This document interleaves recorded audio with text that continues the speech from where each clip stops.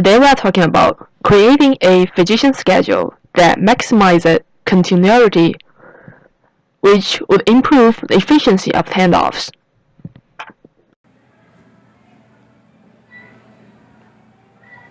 There is an underlying issue that can be found in hospital management. The scheduling process is inefficient and problematic. The Accreditation Council for Graduate Medical Education sought to fix issues with physicians working intensive consecutive hours. However, the restrictions cause an increase in patient handoffs. Overall, their intentions were good.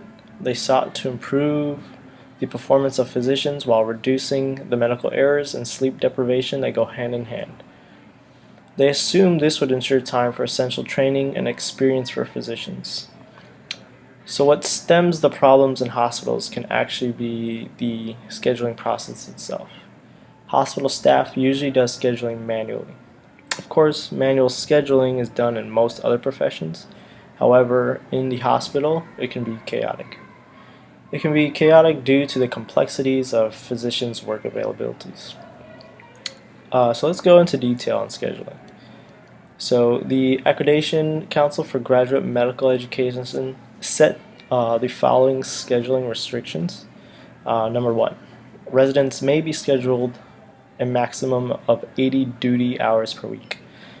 2, residents must have 1 day per week free of duty. And 3, residents may be scheduled for in-house call, which means the resident must remain on site at most once every third night.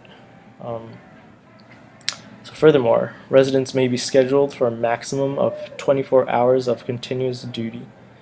So these restrictions from ACME cause difficulties to meet the individual preferences that physicians have with their schedule.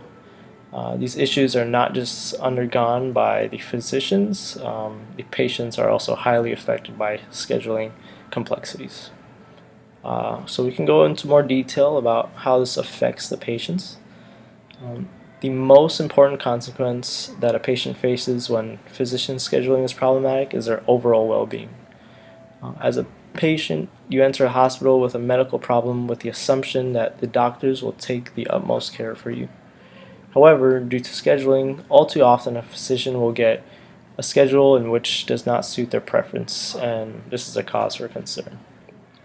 For instance, based on a survey conducted by PAP in 2004, 41% of 114 physicians reported fatigue as contributing factor of medical errors. The fatigue of the physicians are a result of working a schedule that just did not fit their availability. Personally, I would not want to enter a hospital with a medical condition knowing that there's a 41% chance of a medical mishap happening to me just because a physician was tired. As noted, the Accreditation Council for Graduate Medical Education sought to fix this problem of fatigue by setting in regulations on the hours a physician may be able to work during a certain period of time. However, these regulations brought upon their own set of problems. The increased duty hour restrictions result in patient care being fragmented, meaning multiple physicians will treat an individual patient. This process of a patient being attended by another physician is known as a handoff, as I mentioned earlier. Patient handoffs can lead to an innumerable amount of additional issues and concerns. A new physician may not be able to be as attentive to the patient as the initial physician, which can cause serious error in treatment for the patient. There are benefits that come with a familiarity between patient and physician. This familiarity occurs when a physician is treating the patient for multiple consecutive days. This is beneficial for one, the patient becomes more comfortable with the physician, making both the physician's job easier and allowing for a better recovery for the patient. 2, the doctor will become more in tune with the patient's medical state, thus leading to more successful treatment and again, a better recovery for the patient. So here's where the issues come to play. Because of ACME, regulations, and physicians' complex work schedules, there tend to be a lot of patient handoffs. Because the regulations are cutting off their duty time or because the regulations set them with an undesired schedule. Patient handoffs contradict the benefits you get from the intimacy between one physician and the patient. Speaking from experience, it can be difficult to express everything with your physician. It takes familiarity and trust in order to become comfortable with your physician. As a patient, seeing that you've been given a new physician to care for you, it's like starting from square one. You have to become comfortable with your physician all over again. Likewise, the physician is also virtually starting from square one. Yeah, they will have the medical sheet, but the new physician hasn't been there on a day-to-day basis to build a relationship with the patient and to see the day-to-day medical status of the patient. This inevitably leads to a lack in sufficient medical care. So throughout this presentation, we are going to talk to you about the managerial approaches that were taken to settle the differences between ACME regulations and the physician's work schedules. Thank you, Ayman's explanation to the problem exhibit in this research. So in order to have an effective schedule that reduces those problems to the minimum, researchers have done a series of approaches to come to an end where the problem of hand-off, a patient transferring from one doctor to another, can be eliminated so that each patient will not have to stay in the hospital long and more empty bed will be available for incoming patients.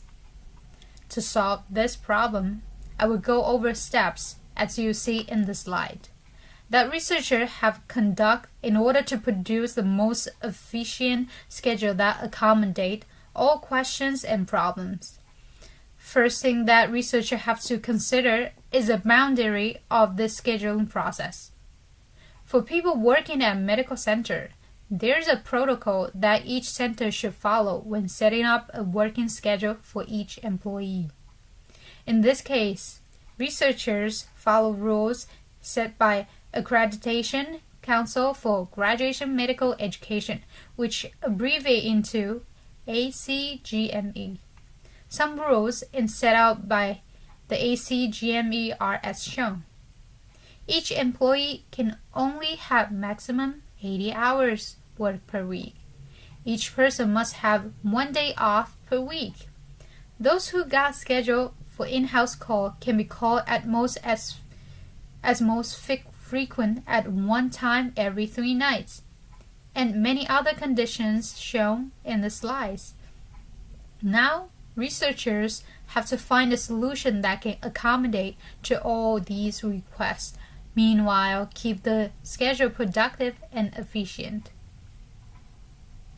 After understanding the boundary we have that we can do whatever inside this circle, the key point to this research is HCS, which is Handoff Continuity Score. The key numbers that lead to a better schedule is HCS. HCS is a number that relates the familiarity of a doctor to a patient to the days that doctor take off since last time worked with the patient. We can see that if a doctor take less than a day off, then the familiarity score would be 0.5, comparing to 3 to 4 days off, which is 0.075. The reason why these numbers are decreasing in sort of exponential way is because that researchers have found that doctors normally don't remember anything about the patients after 5 days not examining the patients. Once this relationship between hand-off and days work are turned into number, the calculation will be much easier to start. As you can see, all these equations are derived by researchers to set up a scenario using HCS. This is only 1/5 of the entire equation. These are the basic equations that frame HCS into schedule making process. After completing all the equations, those information are ready to be put into mixed integer program that will handle all the equation and generate the best fit solution to the limitations that are set in advance. All the numbers are done. The researchers are ready to use quad-core processor. the very expensive machine that can process tons of information. Like aerospace agency use big processors to solve the interception of two stars, etc. To generate a solution, there are steps to be followed. Step 1. Researchers generate and assign attending physician shift first because they are the main people that all the others should accommodate to. Then step 2A. Assigning fellows to the block schedule. Next step 2B. Where call shift fellow will be assigned in 3 different ways as shown in the picture. Step 3. Researchers will run the MIP mixed integer program with fellows shift fixed.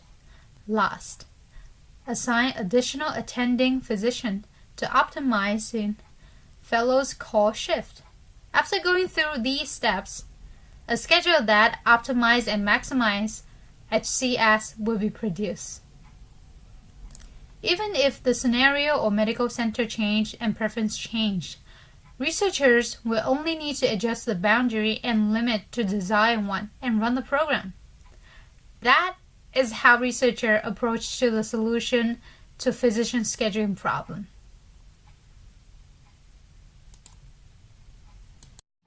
So now let's see some results. According to this table, we can see there is a 1950 percentage of improvement of heuristic generated schedule compared to the manual scheduling. And this is statistically significant. Manual scheduling will be no longer in the future, as we see through this table. By using these systems, we can simply input the registrations and rules into the system to optimize the schedule according to those preferences and changes. Also, nightstand physicians become less from 56 to 5 people, which means there is going to be less handoff, which will increase the treatment efficiency. Due to this solution, physicians can better matching night call shift and attending physicians to the way that will optimize the familiarity of physicians to patients. Since the handoff will be less, the treatment quality will be increased. And because the physicians have more familiarity with their patient and their condition, the treatment will be more efficient and well prepared. However, there are some drawbacks that are caused by this system. First, night call schedule always comes to the priority in the scheduling system.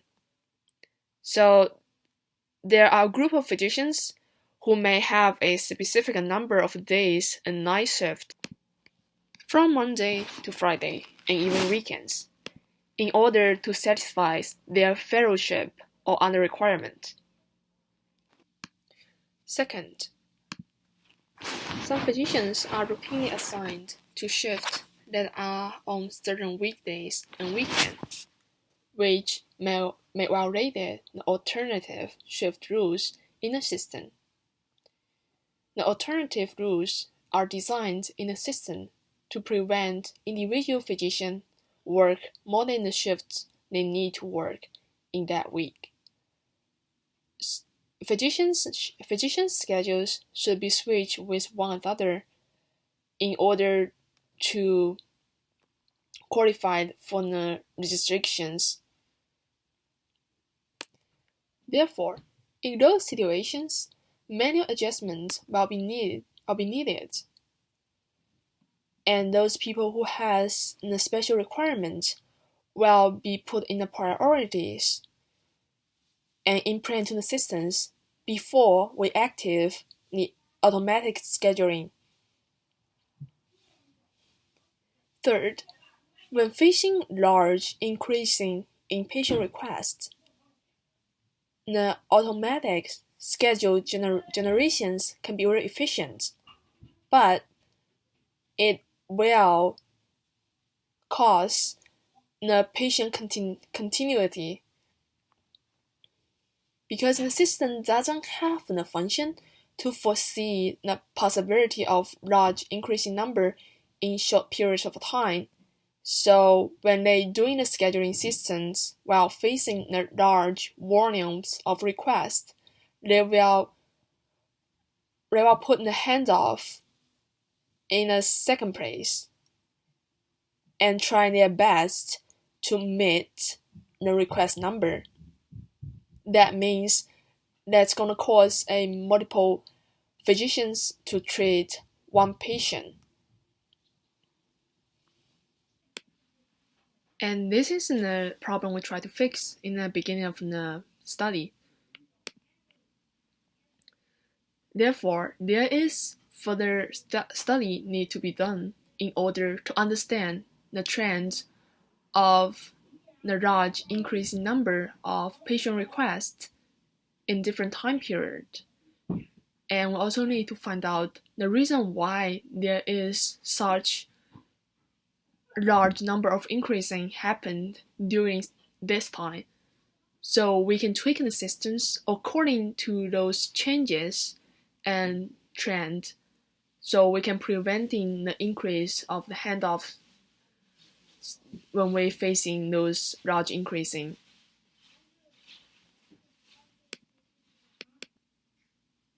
This is basically what the result, the insight we get from this study from PICU at Children's Hospital.